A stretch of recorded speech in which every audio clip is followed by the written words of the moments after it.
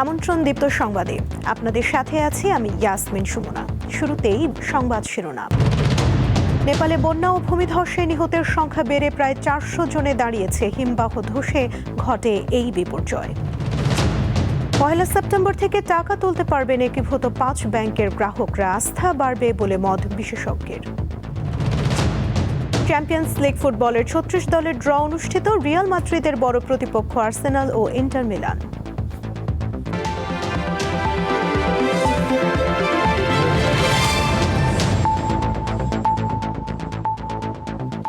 এবারে বিস্তারিত।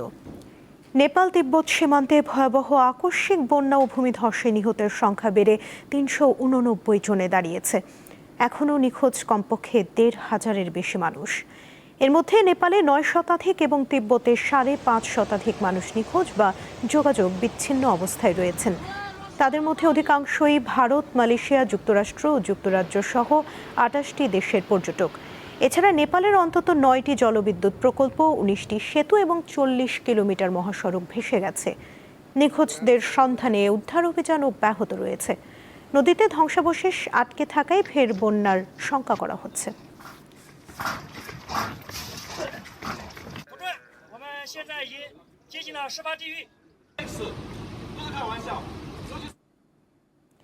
ভূমিকম্প নয়, মূলত হিমবাহ ধস ও ধ্বংসাবশেষের তীব্র স্রোত থেকেই নেপালের আকস্মিক বন্যা ও দুর্যোগের সূত্রপাত বলে জানিয়েছে যুক্তরাষ্ট্রের ভূতাত্ত্বিক জরিপ সংস্থা USGS।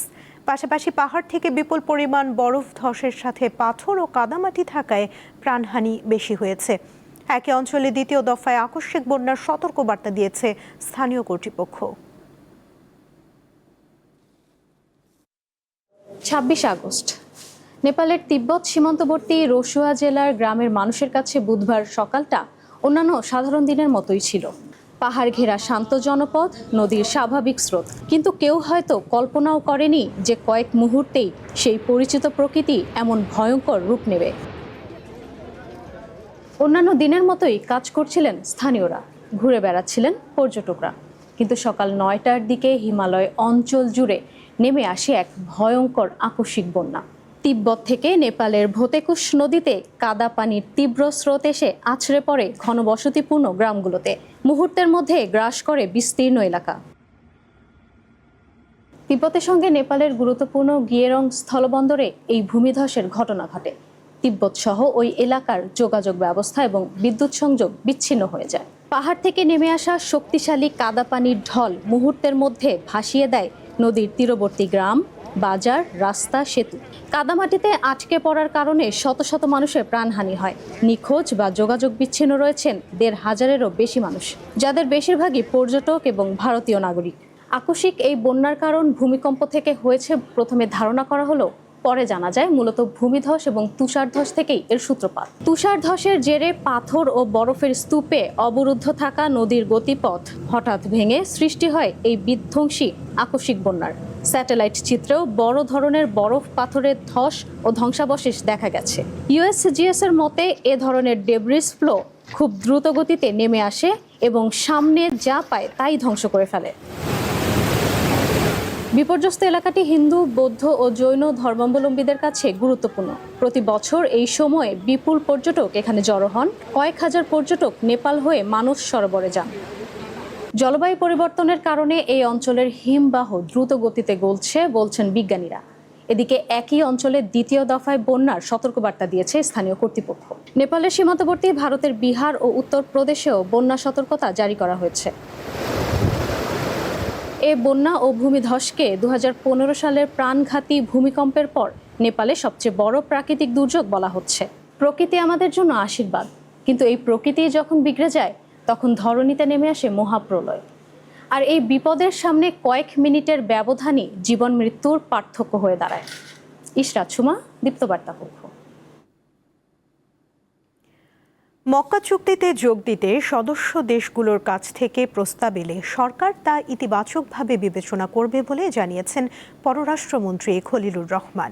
বৃহস্পতিবার জাতীয় সংসদে প্রশ্নোত্তর পর্বে তিনি একথা বলেন। চুক্তিটি বিশ্ব মুসলিম সমাজের আত্মরক্ষার ব্যবস্থা বলেও মন্তব্য করেন তিনি। গত 7 আগস্ট মক্কা যৌথ প্রতিরক্ষা চুক্তিতে স্বাক্ষর করে সৌদি আরব, তুরস্ক ও পাকিস্তান। পশ্চিম এশিয়ায় যুদ্ধ ও সামরিক উত্তেজনার মধ্যে 3 দেশের নিরাপত্তা ও সহযোগিতা আরও শক্তিশালী করাই চুক্তির মূল লক্ষ্য। যেখানে জোটভুক্ত যে কোনো একটি দেশের ওপর হামলা হলে তা সবার ওপর হামলা বলেই গণ্য হবে। এই চুক্তি নিয়ে গত কয়েকদিন ধরে দেশ জুড়ে চলছে নানা আলোচনা। সোমবার পররাষ্ট্র প্রতিমন্ত্রী হিসেবে যোগ দিয়ে হুমায়ুন কবির জানান, ঢাকার পক্ষ থেকে এই চুক্তিতে অংশগ্রহণের বিষয়ে আগ্রহ প্রকাশ করা হয়েছে। এমন হয় যে ইসলামিক নেশনসের মধ্যে একটা সিকিউরিটি প্যাক্ট হয়, তাহলে এখানে তো আর অস্বাভাবিক না যাওয়া।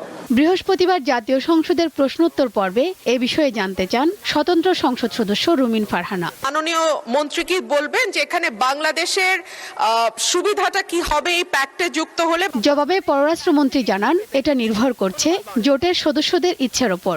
এতে যোগদান করার বিষয়টি এখনো আসেনি, কারণ এটা নির্ভর করছে যারা এই প্যাক্টের সদস্য তাদের অভিপ্রায়ের ওপর। তারা যদি অভিপ্রায় প্রকাশ করেন বাংলাদেশকে এই প্যাক্টে নেবার জন্য, তাহলে পরে আমরা নিশ্চয়ই সেটা ইতিবাচকভাবে বিবেচনা করব। চুক্তিটি বিস্তৃত হলে বিশ্ব মুসলিম সমাজের কল্যাণ হবে বলেও মনে করেন তিনি। এটা হচ্ছে বিশ্ব মুসলিম সমাজের আত্মরক্ষার একটি ব্যবস্থা এবং এটা আমাদের পরিবারের, মুসলিম পরিবারের আভ্যন্তরীণ বিষয়। সুতরাং এইটা নিয়ে কারো অন্যান্যদের উদ্বেগের কোনো অবকাশ নাই। এদিকে ফেসবুক পোস্টে মক্কা চুক্তি নিয়ে নিজেদের অবস্থান পরিষ্কার করেছেন জামায়াতের আমির শফিকুর রহমান। বলেন, দেশ ও জাতির স্বার্থে বাংলাদেশ কোনো সিদ্ধান্ত নিলে তাতে অন্য কারো শ্বাসকষ্টে ভোগার প্রয়োজন নেই। শিউলি শবনম, দীপ্ত সংবাদ, ঢাকা। সম্মিলিত ইসলামী ব্যাংকের অধীনে একীভূত হওয়া 5টি ব্যাংকের ব্যক্তি আমানতকারীরা প্রয়োজন অনুযায়ী তাদের মূল টাকা উত্তোলন করতে পারবেন। আগামী 1 সেপ্টেম্বর থেকে এই টাকা তুলতে পারবেন গ্রাহকরা। আর লভ্যাংশ নিতে চাইলে মেয়াদি আমানতের নিয়ম মেনে ক্রেতারা তা পাবেন বলে জানিয়েছে কেন্দ্রীয় ব্যাংক। অন্তর্বর্তী সরকারের মেয়াদে এক্সিম ব্যাংক, ফার্স্ট সিকিউরিটি ইসলামী ব্যাংক, গ্লোবাল ইসলামী ব্যাংক, ইউনিয়ন ব্যাংক ও সোশ্যাল ইসলামী ব্যাংক একীভূত হয়ে গঠিত হয় সম্মিলিত ইসলামী ব্যাংক। সম্প্রতি সংসদে অর্থমন্ত্রী আমানতকারীদের মুনাফার ওপর কোনো ধরনের হেয়ার কাট থাকবে না বলে ঘোষণা দিলেও এ বিষয়ে আমানতকারীদের মধ্যে কিছু অস্পষ্টতা ছিল। এমন বাস্তবতায় আমানতকারীদের মুনাফার ওপর কোনো ধরনের হেয়ার কাট থাকবে না বলেই কেন্দ্রীয় ব্যাংকের পক্ষ থেকে জানানো হয়েছে। তবে সেক্ষেত্রে মেয়াদি আমানতের নিয়ম মেনে ক্রেতারা লভ্যাংশ পাবেন। আগামী 1 সেপ্টেম্বর থেকে সম্মিলিত 5 ইসলামী ব্যাংক থেকে আমানতকারীরা তাদের গচ্ছিত অর্থ তুলতে পারবেন। তবে কোন ধরনের আমানতকারীরা এই অর্থ তুলতে পারবেন, বিস্তারিত আপনাদের জানাবো। ব্যক্তি আমানতকারীরা আল ওয়াদিয়া, চলতি হিসাব মুতারাবা, সঞ্চয় হিসাব ও মুতারাবা মেয়াদি আমানতের মূল অর্থ প্রয়োজন অনুযায়ী তুলতে পারবেন। 1 সেপ্টেম্বর থেকে আসলে যেটা দেওয়া হবে সেটা একেবারে নতুন একটা প্রক্রিয়া। কেউ যদি মনে করে যে আমি আমার টাকাটা শুধুমাত্র প্রিন্সিপালটা আমি নিয়ে আমি চলে যাব, তাহলে তাকে এটা দেওয়া হবে। এবং সেই হিসেবে এই ধরনের এটা শুধুমাত্র ব্যক্তি অ্যাকাউন্টগুলোকেই প্রদান করা হবে। ব্যক্তি আমানতকারীদের জন্য ব্যাংকটি স্বাভাবিক লেনদেনের পরিধি আরও বাড়বে বলে আশা করছে কেন্দ্রীয় ব্যাংক। আমানতকারীরা যদি মনে করেন যে আমরা শুধু প্রিন্সিপাল, আমরা সুদ সহ নেব, তাহলে তাদেরকে ওই স্কিমে যেভাবে বলা আছে সেই স্কিম হিসাবে ওনাদেরকে যেতে হবে। অর্থনীতিবিদরা সরকারের এই উদ্যোগকে স্বাগত জানিয়েছেন। জানান, এতে ব্যাংক ব্যবস্থার প্রতি গ্রাহকের আস্থা বাড়বে। উদ্যোগটা পজিটিভ ওই দিক থেকে যে ব্যাংকিং সিস্টেমের উপরে একটু ভরসা এবং ট্রাস্টটা একটু ফিরে আসবে আস্তে আস্তে করে। বিশেষ করে সরকারের একটা চেষ্টা হচ্ছে যাতে করে 5টা যেটা সম্মিলিত ব্যাংক এটাকে যদি দাঁড় করানো যায়। প্রায় 35,000 কোটি টাকা মূলধন নিয়ে গঠিত সম্মিলিত ইসলামী ব্যাংক বর্তমানে দেশের সর্ববৃহৎ ও একমাত্র সরকারি মালিকানাধীন ইসলামী ব্যাংক। ব্যাংকটির কার্যক্রম দ্রুত স্বাভাবিক করতে প্রয়োজনীয় পদক্ষেপ নেওয়া হবে বলে জানিয়েছে কেন্দ্রীয় ব্যাংক। শাহরিয়ার ইমন, দীপ্ত সংবাদ, ঢাকা। সুন্দরবন থেকে লোকালয়ে আসা 4.5 ফুট লম্বা একটি বিষাক্ত গ্রিন পিট ভাইপার সাপ উদ্ধার করেছে বন বিভাগ।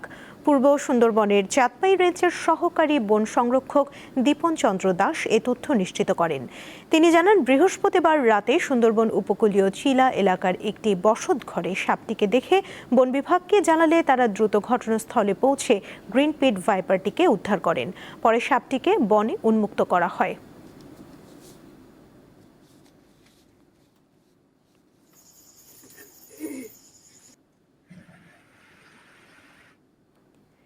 সাপের বিষ থেকে তৈরি হয় ওষুধের কাঁচামাল ও অ্যান্টিভেনম, যা আমদানি হয় বিদেশ থেকে। এতে বছরে সরকারের ব্যয় হয় বিপুল পরিমাণ টাকা। তবে পটুয়াখালীর রাজ্জাক বিশ্বাসের সাপের খামার থেকে মাসে ৮ কোটি টাকার বিষ উৎপাদন সম্ভব হলেও তা প্রক্রিয়াজাত করতে না পারা এবং ক্রেতা না পাওয়ায় বন্ধ হতে বসেছে। তাই সরকারের সহযোগিতা চাইছেন খামার মালিক, কর্মচারী ও এলাকাবাসীরা। পটুয়াখালীর মাদারবুনিয়া ইউনিয়নের নন্দীপাড়া গ্রামের রাজ্জাক বিশ্বাস ২০০০ সালে প্রবাস জীবনের ইতি টেনে গড়ে তোলেন বাংলাদেশ স্নেক ভেনম নামের একটি সাপের খামার। বর্তমানে তার খামারে রয়েছে তীব্র বিষধর রাসেলস ভাইপার ও কিং কোবরা সহ অন্তত ৩০০টি সাপ। দীর্ঘ ২৬ বছর যাবৎ তিনি এসব সাপ লালন পালন করে আসছেন। প্রায় ৬ মাস আগে বাংলাদেশ প্রাণী সম্পদ অধিদপ্তর থেকে তিনি এসব সাপ থেকে বিষ উৎপাদনের অনুমোদন পেয়েছেন। বর্তমানে রাজ্জাক বিশ্বাসের এই সাপের খামার থেকে প্রতি মাসে প্রায় ৮ কোটি টাকার বিষ উৎপাদন সম্ভব। তারপরও ক্রেতার অভাবে এসব সাপের বিষ তিনি বিক্রি করতে পারছেন না। এই প্রক্রিয়াজাত করার জন্য আমাদের মূলত মেশিন এবং অর্থের প্রয়োজন, এবং এইটা মূলত আমাদের যে এখন অবস্থা, যদি সরকার আমাদের সহযোগিতা না করে এবং এই মেশিন কেনা এবং প্রসেস প্রক্রিয়া করার জন্য যদি সহযোগিতা না করে আর্থিকভাবে, তাহলে আমরা মূলত এই সাপের খামারটা দিয়ে এখন আমরা মূলত কোনো কিছু করতে পারতেছি না। রাজ্জাক বিশ্বাসের এই সাপের খামারটিতে প্রত্যক্ষ এবং পরোক্ষভাবে ৮০ জন শ্রমিক রয়েছে।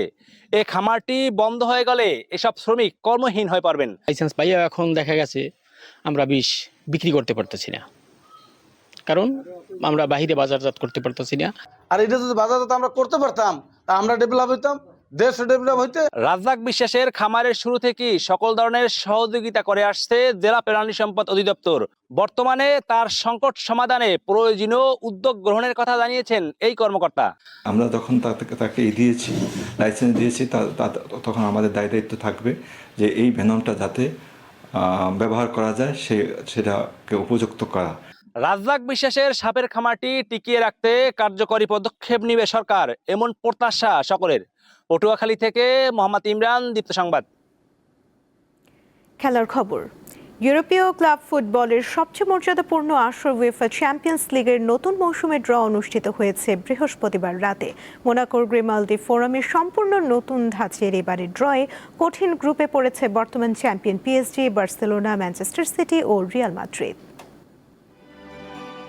উয়েফা চ্যাম্পিয়ন্স লিগে ২০২৬-২৭ মৌসুমে দামামা বেজেছে আনুষ্ঠানিকভাবে। PSG, Real Madrid, Barcelona, Bayern Munich, Man City, Liverpool, Arsenal কিংবা ইন্টার মিলান, ইউরোপের ৩৬টি হেভিওয়েট ক্লাব আবারও নিজেদের শ্রেষ্ঠত্বের লড়াইয়ে মাঠে নামার অপেক্ষায়। মোনাকোর গ্রিমালদি ফোরামে সম্পূর্ণ নতুন ধাঁচে অনুষ্ঠিত হয়েছে এবারের ড্র, যেখানে এক মুহূর্তেই ভেসে উঠে ৮টি দল এবং তাদের প্রতিপক্ষের নাম। ইউরোপিয়ান ফুটবলের সবচেয়ে সফল ক্লাব রিয়াল মাদ্রিদের নাম উঠে সবার আগে। শিরোপা পুনরুদ্ধারের মিশনে শুরুতেই বেশ কঠিন চ্যালেঞ্জের মুখে পড়তে যাচ্ছে রেকর্ড ১৫ বারের চ্যাম্পিয়নদের। লস ব্লাঙ্কোদের প্রতিপক্ষ আর্সেনাল ও ইন্টার মিলানের মতো ইউরোপের শীর্ষস্থানীয় দলগুলো। বর্তমান চ্যাম্পিয়ন পিএসজির প্রাথমিক পর্বের লড়াইটাও সহজ হচ্ছে না। ফরাসি জায়ান্টদের সামনে প্রতিপক্ষ হিসেবে পড়েছে স্প্যানিশ জায়ান্ট বার্সেলোনা ও English powerhouse Manchester City. ঘরের মাঠে বার্সেলোনার মুখোমুখি হওয়ার পাশাপাশি সিটির মাঠে গিয়ে খেলতে হবে লুইস এনরিকের শিষ্যদের। অন্যদিকে বার্সেলোনাও বেশ শক্ত প্রতিপক্ষ পেয়েছে। ঘরের মাঠ নু ক্যাম্পে তারা লড়বে ম্যানচেস্টার সিটির বিপক্ষে। পাশাপাশি ইংলিশ ক্লাব অ্যাস্টন ভিলার বিপক্ষেও মাঠে নামবে কাতালানরা। ইংলিশ লিগের অন্যতম সেরা দল প্রতিপক্ষ হিসেবে পেয়েছে জার্মানির Bayern Munich, Spanish Villarreal, Atletico মাদ্রিদের মতো ক্লাবকে। এবারে লিগ পর্বে গতবারের রানার্স আপ আর্সেনালের জন্য অপেক্ষা করছে কঠিন পরীক্ষা। ঘরের মাঠে রিয়াল মাদ্রিদ ছাড়াও বরুসিয়া ডর্টমুন্ড ও লিলের মতো শক্তিশালী দলের বিপক্ষে খেলবে গানাররা। আগামী ৮ থেকে ১০ সেপ্টেম্বর মাঠে গড়াচ্ছে চ্যাম্পিয়ন্স লিগের এবারের আসরের প্রথম লেগের ম্যাচগুলো। দীর্ঘ লড়াই শেষে আগামী বছরের ২৭ জানুয়ারি লিগ পর্বের শেষ রাউন্ডে খেলা অনুষ্ঠিত হবে। আর জমজমাট ফাইনাল ম্যাচটি অনুষ্ঠিত হবে স্পেনের অ্যাটলেটিকো মাদ্রিদের পরিচিত হোম ভেন্যু মেট্রোপলিতানো স্টেডিয়ামে। মোহাম্মদ হাসিব, দীপ্ত স্পোর্টস। দীপ্ত সংবাদ শেষ করার আগে সংবাদ শিরোনামগুলো জানিয়ে দিচ্ছি আরও একবার। নেপালে বন্যা ও ভূমিধসে নিহতের সংখ্যা বেড়ে প্রায় 400 জনে দাঁড়িয়েছে। হিমবাহ ধসে ঘটে এই বিপর্যয়। 1 সেপ্টেম্বর থেকে টাকা তুলতে পারবেন একীভূত 5 ব্যাংকের গ্রাহকরা। আস্থা বাড়বে বলে মত বিশেষজ্ঞের। চ্যাম্পিয়ন্স লিগ ফুটবলের 36 দলের ড্র অনুষ্ঠিত। রিয়াল মাদ্রিদের বড় প্রতিপক্ষ আর্সেনাল ও ইন্টার মিলান।